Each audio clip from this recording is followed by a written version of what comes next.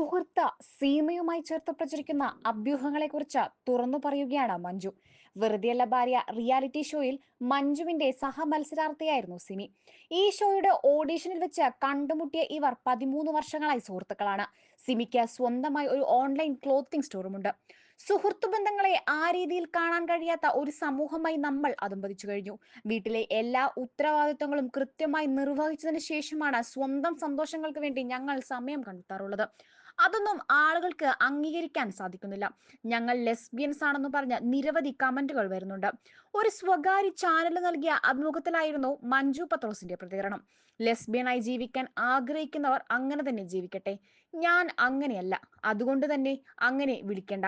Lesbian ആയിട്ടുള്ളവരെ നോക്കി അതിശയിച്ചു നിൽക്കേണ്ട ആവശ്യവുമില്ല. എന്റെ മകനോട് ഇത്തരം കാര്യങ്ങൾ ഞാൻ തുറന്നു സംസാരിച്ചിട്ടുണ്ട്.